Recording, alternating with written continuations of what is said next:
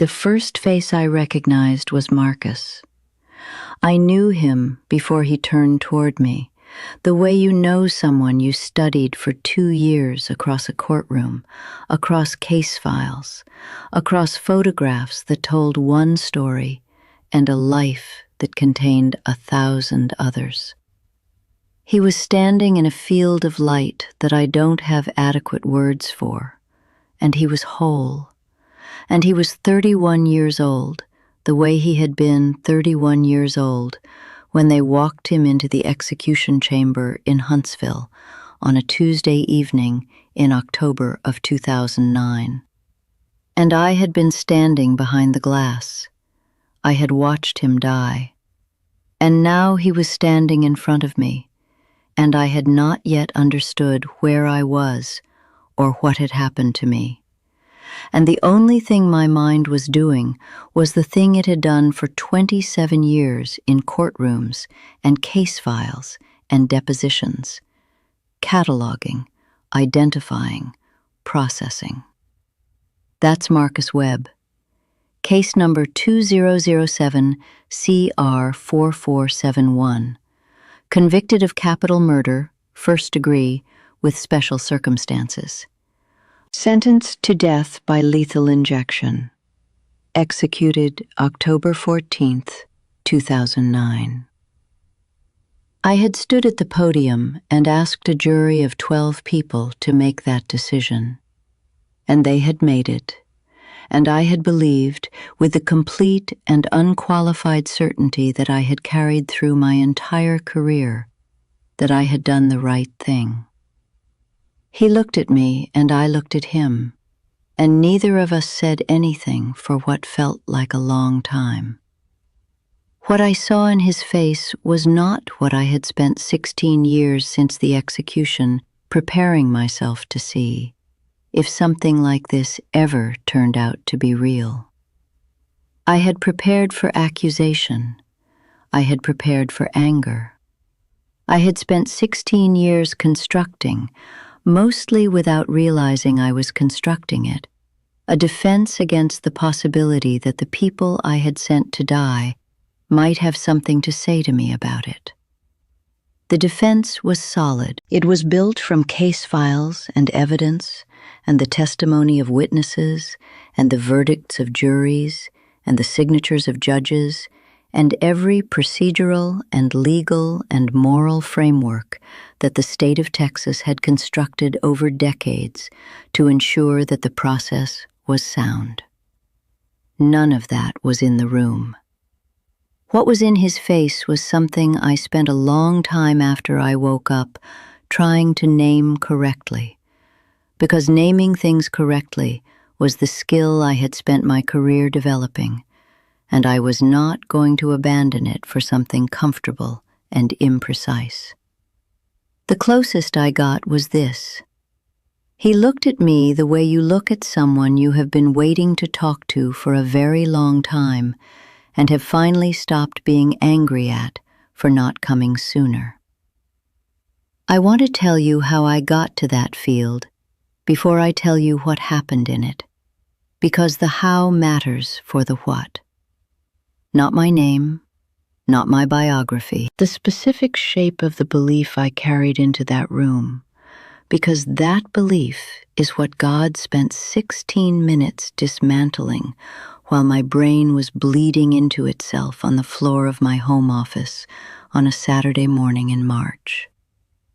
27 years as a prosecutor in the state of Texas, 11 capital cases, 9 executions carried out, 2 cases overturned on appeal before execution, and I want to be honest about what those 2 reversals did to me, which was not what you might expect.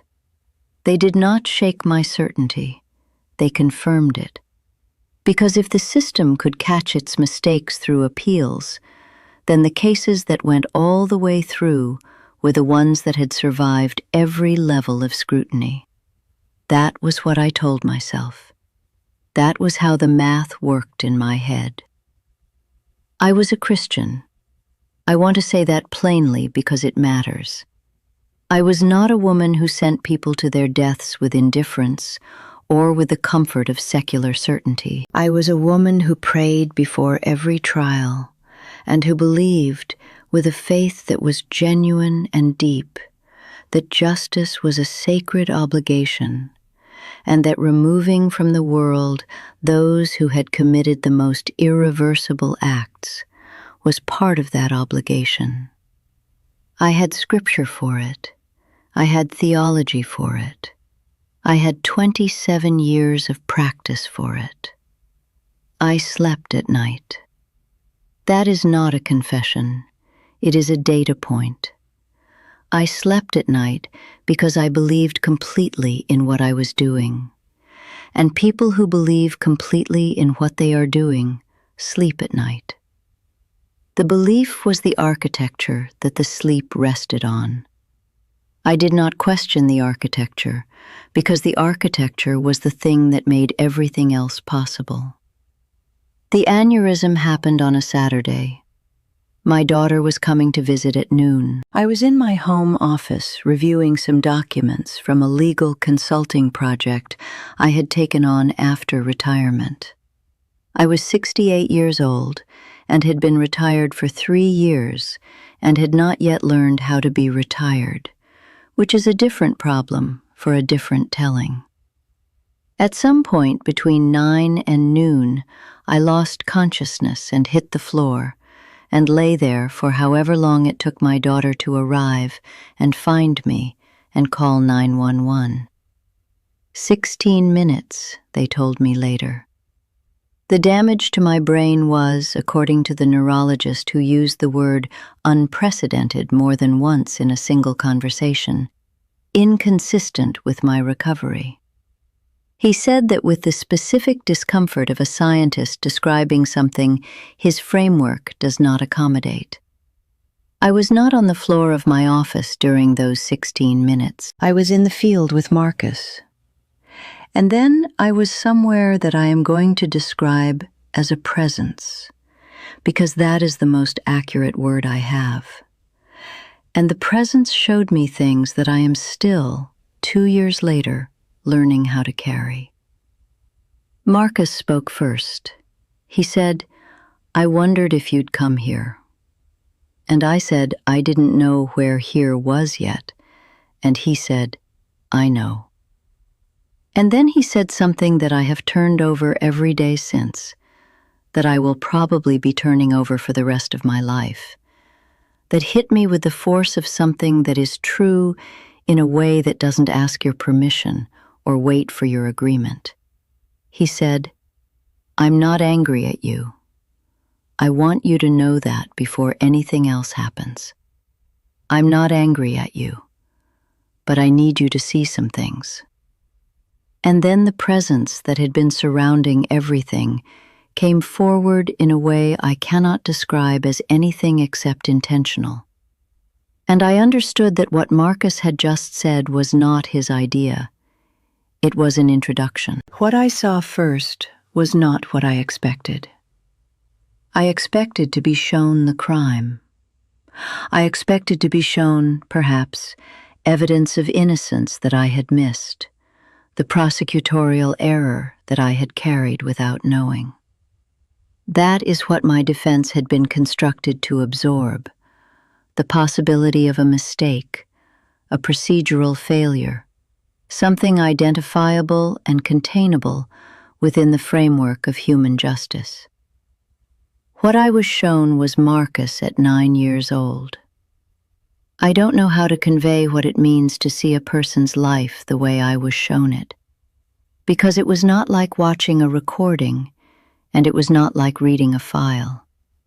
It was like being given a form of understanding that I don't have a word for, a knowing that was complete and immediate, and that bypassed every filter and category and framework I had built over 68 years of processing the world through language and evidence and argument. I saw him at 9 years old in a house in Houston that contained things no 9-year-old should have had to navigate. I am not going to describe the details because they belong to him, and because describing them would make this about the details rather than about what they meant. What they meant was this: I was seeing the formation of a person, the specific conditions and forces and absences and presences that had built the man who had committed the act that I had spent 2 years prosecuting.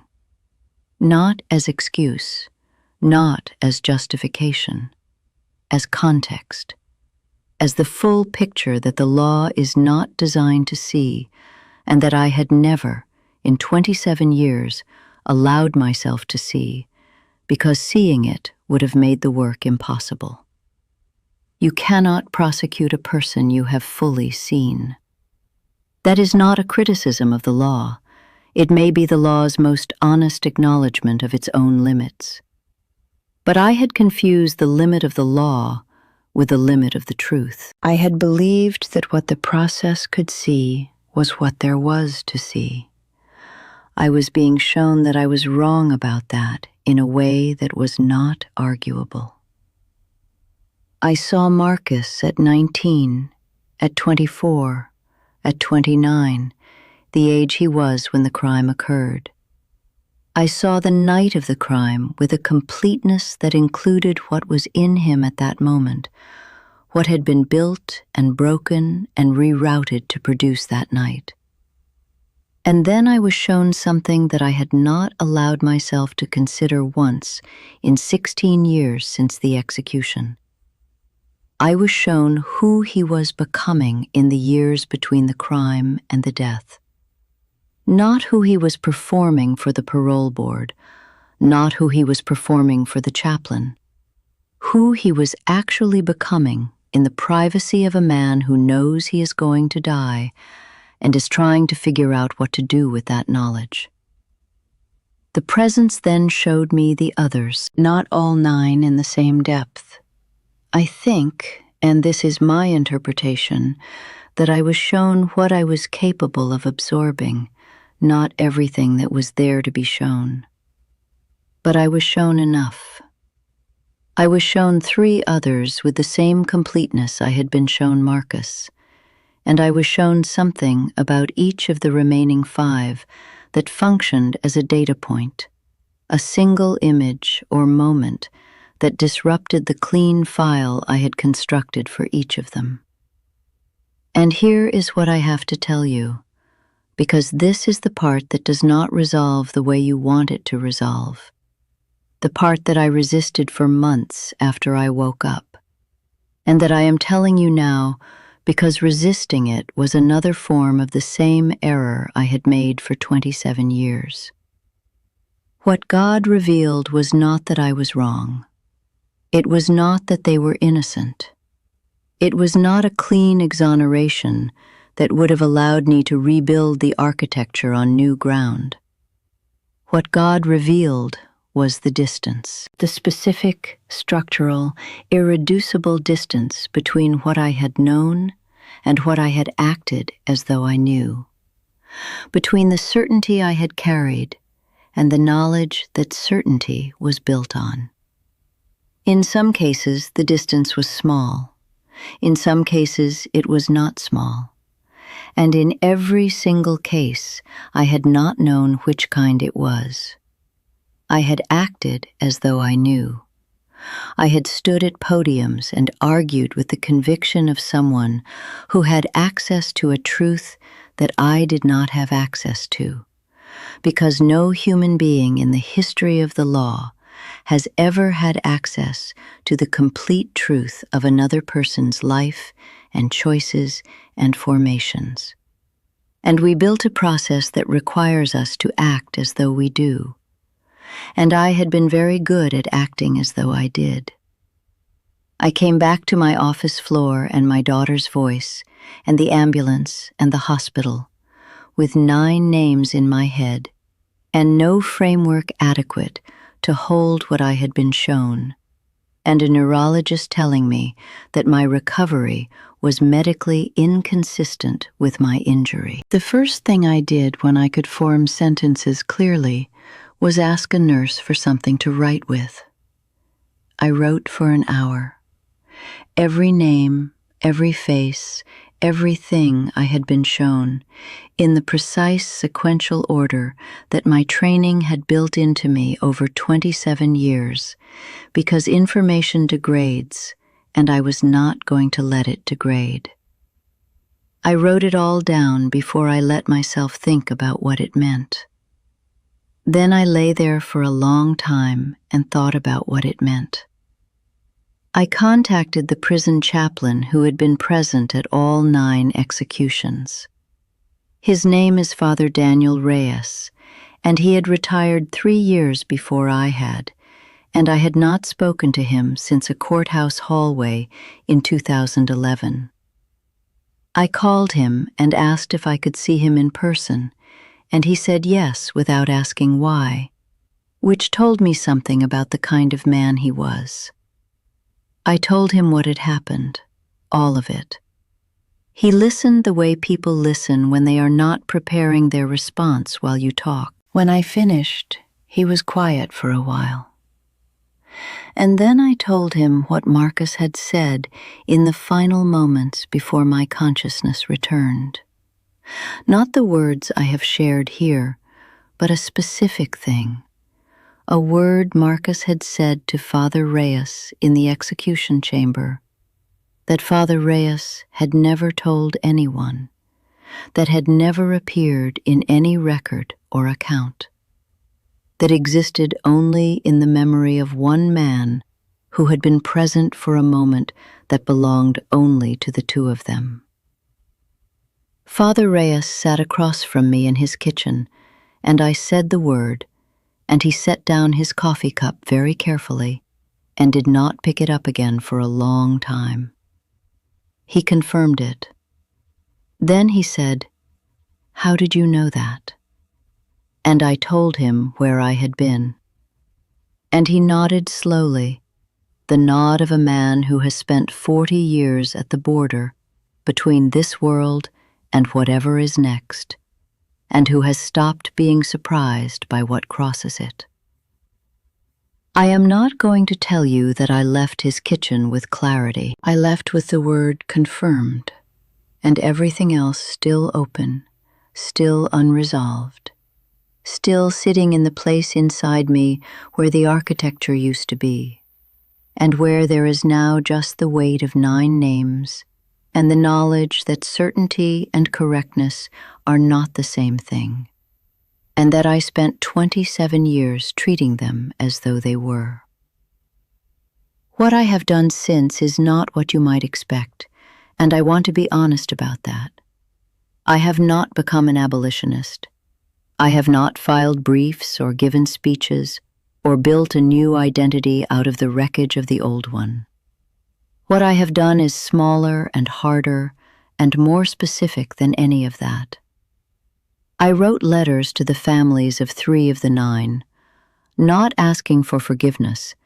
Forgiveness is something the other person offers when they are ready, and it is not something you solicit. The letters said that I had been the prosecutor on their family member's case, and that I wanted them to know that I thought about it, that the weight of it had not left me, and that if they ever wanted to talk, I was available. That was all. No explanation, no confession, no request. One family did not respond. One family responded to say they had no interest in hearing from me, and I respected that completely. One family responded and said yes. I am not going to describe that conversation in detail, because it belongs to the people who were in it. I will tell you that I sat in a living room in Houston for 3 hours with a mother and a sister, and I did not defend anything, and I did not explain anything, and I did not try to make them understand the framework I had been operating in.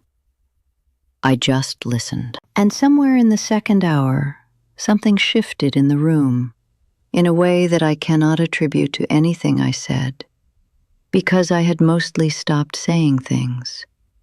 And that, I think, was the closest I have come in the 2 years since the aneurysm to understanding what God was showing me in that field. Not what justice looks like when it works, what it costs when it doesn't. And the fact that you often cannot know which one you are in until you are standing somewhere you never expected to be, looking at a face you recognize, understanding that the certainty you carried was always larger than the knowledge underneath it. I am 68 years old.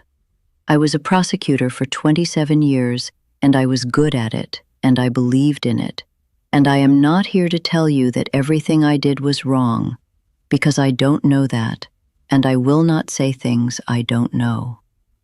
What I know is the distance, the specific distance between what I knew and what I acted as though I knew, and the 9 names that distance has. You have your own distance, not 9 names probably, but somewhere in your life there is a place where your certainty is larger than your knowledge, and you are acting as though they are the same size.